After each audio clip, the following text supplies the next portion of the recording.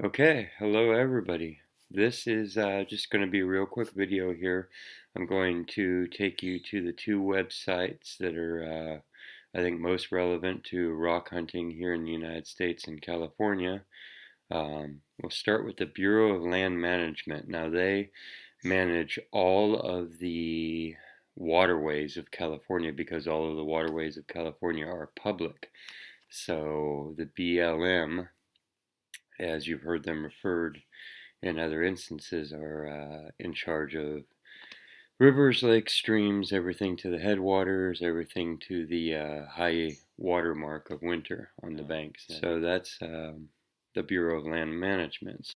That also pertains to any BLM land around the United States. So this is their actual website, and I thought I would make this simple video and that way it'll just answer all your questions and stuff. So this is where if you type in Rockhounding B.L.M, this is what comes up. And on all the rockhounding videos from now on, there'll be a link for the B.L.M for this page we're looking at here, and for the state parks rules and regulations. And that basically covers everything but private land, both here in California and in other states. So let's see, we can just start right here. Rockhounding. Rockhounding is the collection of reasonable amounts of mineral specimens, rocks, semi-precious gems, petrified woods, and invertebrate objects. Invertebrate fossils are the remains of animals that didn't have bones, such as shellfish, coral, trilobites, and crinoids. The material collected must not be sold or bartered. You can see reasonable amounts. So there's actually more specific numbers that they'll give you for the weight of what you're allowed to collect. It is a good idea to check with land ownership when planning a rockhounding trip. A good place to begin is the local B.L.M office. If you can point to a location on a topographical map, we can determine if the site is on public lands. So even if you don't know the status of the land and you're just looking at it over a creek, you can go to your local B.L.M office, point to it on a map, and they will help you figure out if it's yours to hike on. There is a lot more public land and B.L.M land than you would realize. It's actually laced throughout the entire state of California and the country, and it's all around you. So it's a really good thing to know about. It's yours to use. You can rockhound on any of it. So this has all the numbers. Again, I'll put a link at the bottom of this video for this page that we're looking at. You just click on the blue letters and it will bring you here anytime you want. And from now on, the links will be on the bottom of all the rockhounding videos. So here's the collection limits: free rock and mineral and semi-precious gemstones. That's basically all rocks and stones you'll find on the ground. So rocks, minerals, and semi-precious gemstones may be collected on public lands managed by the B.L.M without charge or permit as long. So you can do it. It's free. You don't need a permit. Everybody's allowed. These are the rules that you have to stick to. The specimens are for personal use and are not collected for commercial purpose or bartered to commercial dealers. So it's for private ownership, the stuff that you're collecting on the B.L.M land. You may collect reasonable amounts of specimens. In Arizona, B.L.M sets the reasonable limits for personal use as up to 25 pounds per day. What I found in California is where are a lot of regulations at the state parks will tell you 15 to 20 pounds a day, but you can see that it's right around, 20 pounds is the reasonable amount that they were talking about. Plus one piece, with a total limit of 250 pounds per year. These limits are for mineral specimens, common invertebrate fossils, semi-precious gemstones, other rock, and precious petrified wood. We do have regulations in California about collecting fossils of vertebrates, things with a spinal cord. A group of people does not pool their yearly allotment to collect a piece larger than 250 pounds. So they're saying that if you find a fossilized tree that weighs 2 tons, you can't get 10 people together and say, well, we only took 250 pounds each. Collection does not occur in developed recreation sites or areas unless designated as rockhounding area by the B.L.M. So if you understand that, it is basically campgrounds, pathways. Collection is not prohibited or restricted as posted. So there isn't a sign there that says you can't take this because it's a mineral that we know is there and you can't for some reason, or because they are trying to safeguard some other environmental thing and there's just reasons for it. Collection, excavation, or removal are not aided with motorized or mechanical devices, including heavy equipment or explosives. Metal detectors are acceptable, with the exception of the San Pedro National Conservation Area. I think that's pretty much self-explanatory. No undue or unnecessary degradation of the public lands occurs during the removal of rock, minerals, or gemstones. Just fill in your holes, fill in your holes, fill in your holes. For pieces of petrified wood heavier than 250 pounds or situation not covered here, please contact your local B.L.M office. So, sounds like they're willing to work with you. If you wish to obtain more than 250 pounds of rock a year, please visit the local B.L.M office to arrange to purchase it. Mineral collecting on public lands. Rocks are usually combinations of two or more minerals. I think that you can probably read this for yourself. It's just an explanation of what rocks are in case you wanted to know. But we'll go down here to collecting artifacts and fossils. Remember, in California, this pertains to all the waterways, rivers, all of that. But it's a double-edged sword. Remember that you have the right to go on all of those waterways because they're public. There's a lot of lack of access and landlocking of public water in California, and long ago the laws were made that allow us to always have public access. So that will be in another video. But for now, just so you know why this is important is because if you're picking up stuff in the waterways of California, this is important. It's all these B.L.M laws are what you are under. Collecting artifacts and fossils.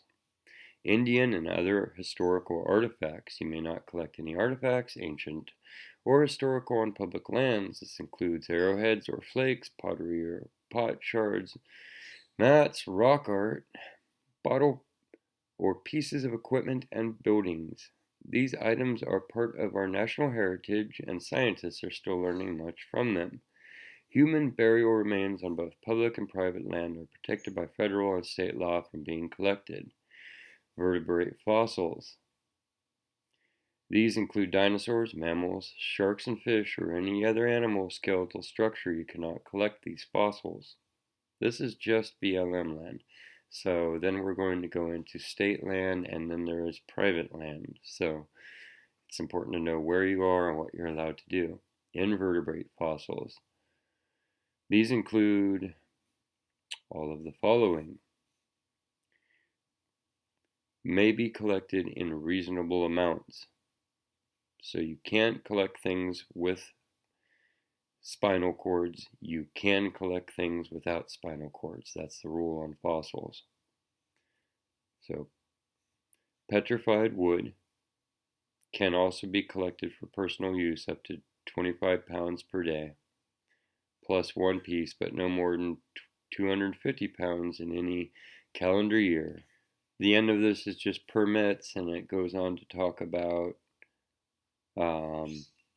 how archaeologists can get permits to do more, and then locations. So the link for this will be at the bottom of the description of this video, and you can just click on it, and at the bottom of every rockhounding video from now on the quest for details.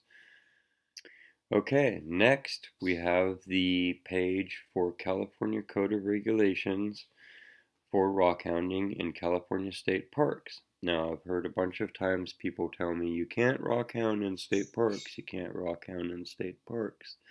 So this is very important. This is the California state parks. This is their page, and they are another organization that encourages you to rockhound, allows you to rockhound, and enjoys the fact that people go out there.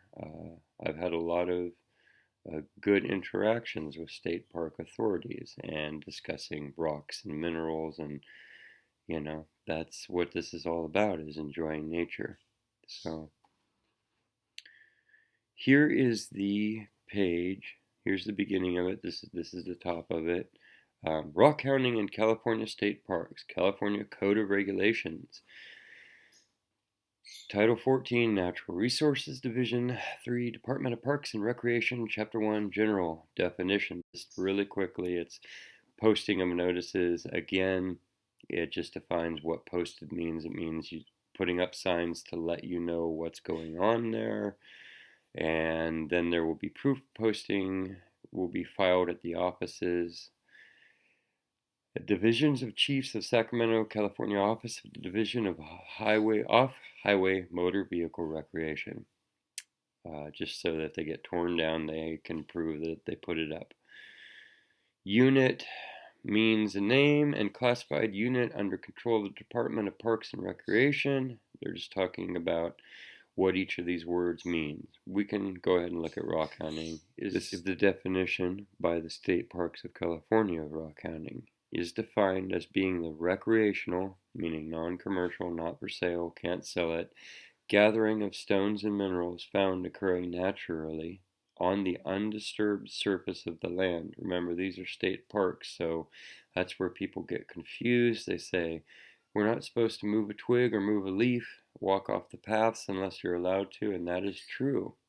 But you are allowed to gather the stones and minerals found occurring naturally on the undisturbed surface of the land, including panning for gold in the natural water-washed gravel of streams.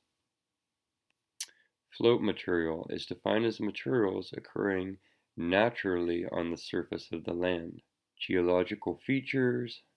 No person shall destroy, disturb, mutilate, or remove earth, sand, gravel, oil, minerals, rocks, paleontology features, or features of caves. Rockhounding may be permitted as defined in Section 4301V. That's what we just went through. Geological features. No person shall destroy, disturb, mutilate, or remove earth, sand, gravel, oil, minerals, rocks, paleontological features, or features of caves. Fossils. Rockhounding may be permitted as defined in Section 4301. Section 4301. Here's the definition that they're referring to.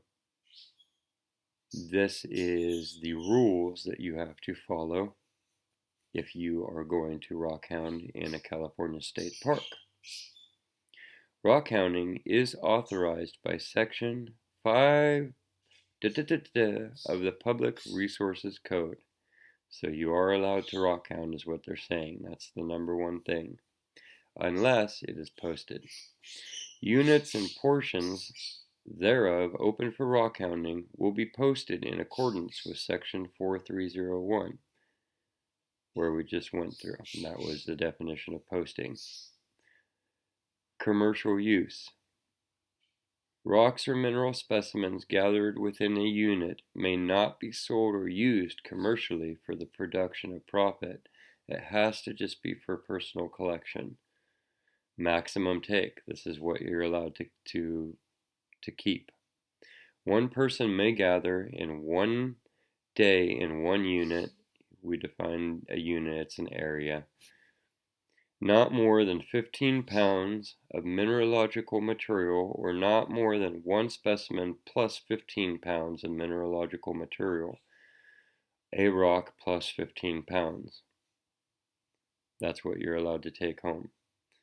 Use of tools. Tools except gold pans to be used in gold panning may not be used in rockhounding within a unit. So you can't use sluices in state parks, but you can use a gold pan. Areas for swimming and boating. In state recreation areas, rockhounding may not be practiced in areas designated for swimming or for boat launching, probably because they don't want you digging out the underside of boat ramps. So again, common sense goes beyond all of this, and you want to observe good practices that won't make people think bad thoughts about rockhounding or make them want to restrict it any further. So you want to be ambassadors for your hobby. Areas limited for collecting. In state recreation areas, rockhounding is limited to beaches which lie within the jurisdiction of the department and within the wave action zone of lakes, bays, reservoirs, or on the ocean, and to the beaches or gravel bars which are subject to annual flooding on streams. So this means the plant line. So that is how you can understand that there's no conflict. Don't hurt plants, don't lift a twig, don't lift a leaf in a state park, but from the gravel bar down on the rivers and streams, and from the anywhere where there's wave action on lakes and beaches, that's your zone where you can collect your 15 pounds for personal use. Indian artifacts. Rockhounding in a unit specifically does not include the gathering of Indian arrowheads, no collecting artifacts on state land. Indian stone tools or archaeological specimens, even when such specimens may be found occurring naturally on the surface. You can't pick them up. No, no, no. Panning for gold. Panning for gold is considered to be rockhounding, as the term is applied in the department. The gold pan is the only exception permitted to the exclusion of tools from the rockhounding in a unit as provided by the section. The gold pan is the only thing that you can use. Muddy water from panning operations must not be visible for more than 20 feet from the panning operation. That means you can't stir up muddy dirt into the water that causes more than a 20-foot plume. So either slow down, use a settling pond area, even if it's just a small puddle, to contain it so it can settle out. Be smart about it. California State Beach Regulations. Geological features. No person shall destroy, disturb, mutilate, or remove sand, gravel, oil, minerals, rocks, paleontological features, or features of caves except rockhounding may be permitted as defined and delineated in sections 4611 through 4307, which we just went through. Archaeological features, can't touch them, can't remove them. That means anything over 50 years old and anything that would be considered an artifact. And that is basic, that is it. And there will be the links for these 2 pages at the bottom of this. Please share this video with anybody that you think it would help. And get out there and get hunting and have a great time. I hope that this makes you feel more relaxed and that you realize that all of these places are options for you, and that you get out there and enjoy your natural areas, your open areas, your public lands, your state lands. Remember, you are the government, you are the people.